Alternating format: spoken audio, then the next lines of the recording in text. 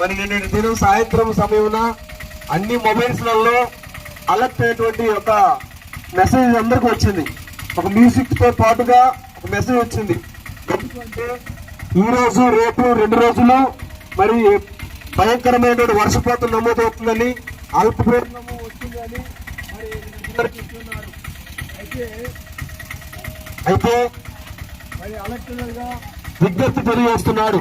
మరి దేవుడు కూడా ఒక విజ్ఞప్తిని తెలియజేస్తున్నాడు, ఒక సమాచారాన్ని మీకు తెలియజేయాలని ఈ దినమని ఇష్టపడుతున్నాడు. ఏంటి అంటే, ప్రయాసపడి భారము మోసుకొచ్చిన సమస్త జనులారా నా యొద్దకు రండి, నేను మీకు విశ్రాంతిని కలుగు చేస్తున్నట్టున్నాడు. అంటే మనకు విశ్రాంతి లేదు. ఈ భూమి మీద ఉన్నంత వరకే మనకి కష్టము, బాధలు, శ్రమలు, పని ఇవన్నీ ఈ భూమి మీద మాత్రమే ఉన్నాయి. ఈ భూమి అనుసరించి అనానికి క్షణం దేవుడు మనకు ఒక మహోన్నతమైన లోకాన్ని ఇవ్వాలని దేవుడు ఇష్టపడుతున్నాడు. ప్రియమైన జనాంగమా, ఈ శరీరం ఉన్నటువంటి రోగాలతో మన పరలోకానికి శరీరము కేవలం ఈ భూమి మీద బతకడానికి మాత్రమే, ఒక లోకానికి మాత్రమే ప్రయోజనకరం. కానీ 3 లోకాల ప్రయోజనకరమైనది ఒకటి ఉంది.